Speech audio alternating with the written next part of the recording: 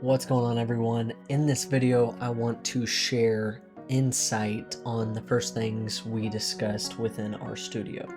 I believe this will help others get started as we are, and I just want to be transparent about our whole process.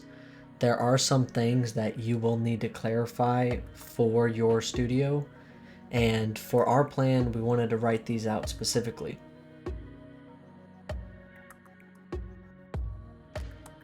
In this first section, I want to give y'all details on vision sharing, game concepts, and a timeline for your studio. Next section, I want to discuss things that relate to the business aspect of the studio. That is roles and responsibilities, your goals, the legal matters, and budget and funding. So let's get into it. But before I continue, I want to ask y'all, if y'all like this content, please like, comment, and if you would like to subscribe, I highly suggest it. Thank you.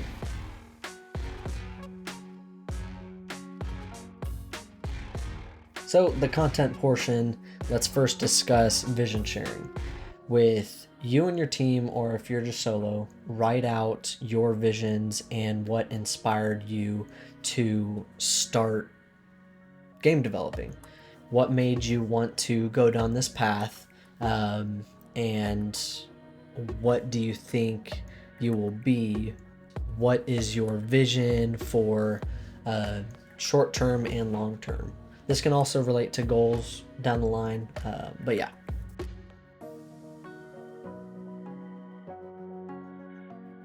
The next thing is game concepts. Discuss what kind of games you want to make, what kind of stories you want to create, if you want to create any games with stories.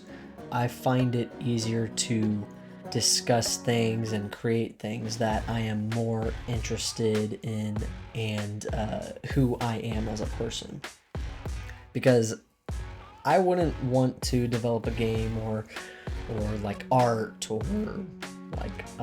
like write a book on something I don't care about and I don't really want to care about. So yeah, stick within your parameters and yeah, just think of some things you want to create.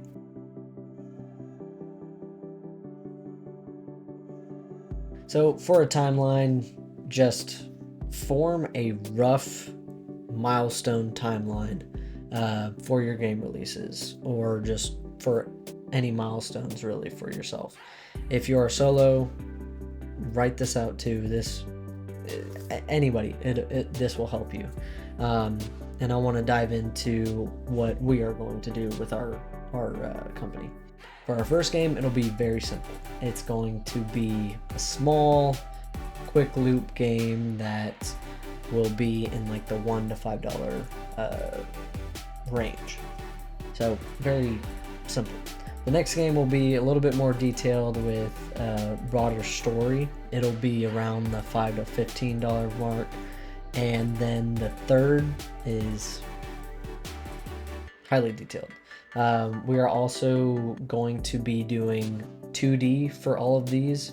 The third one, we could dabble into 3D, but I believe we want to just stick with 2D, or we could even do the 2.5, which is kind of 3D. I don't know. I saw something about it. It's weird. But yeah, it's going to be much more professional and around like $20 and up. It's going to be much more detailed, and we wanted to do this because we wanted to test different ideas within our games and play around with the tools we use.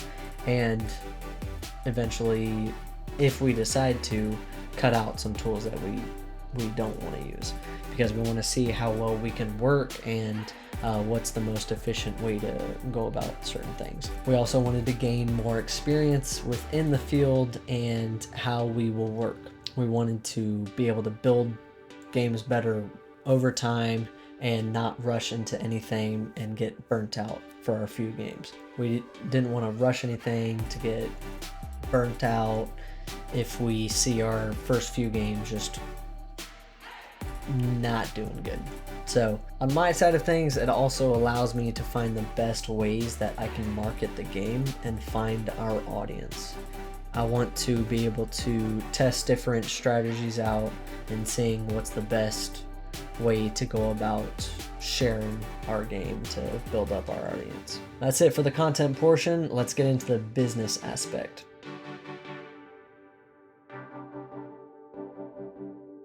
First, you want to discuss your roles and responsibilities. If you're solo, of course. You're going to be the jack of all trades.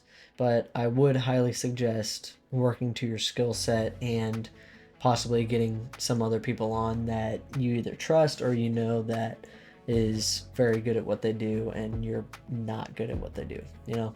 But if you do have a small team, like I said, work with your skill sets, do what you are good at, and develop roles that each of you will best fit in. This will put the team and your company in the best position possible so that you can be more efficient and put out better content.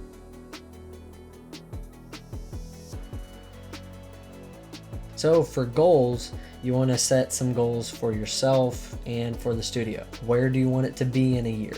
Where do you want it to be in 5 years or 10 years or 20 and so on and so forth? Find some things that you want to achieve and write it out and see how are you going to attack it and make sure you are working on achieving those goals.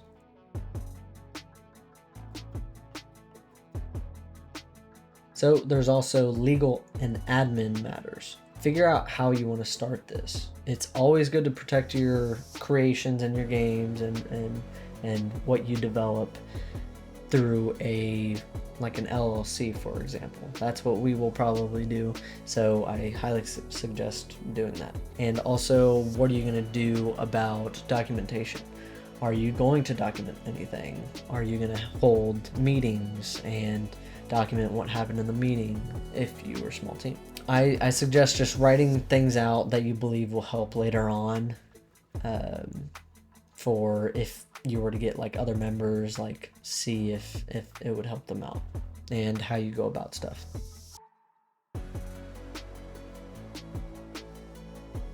So the last is budget and funding.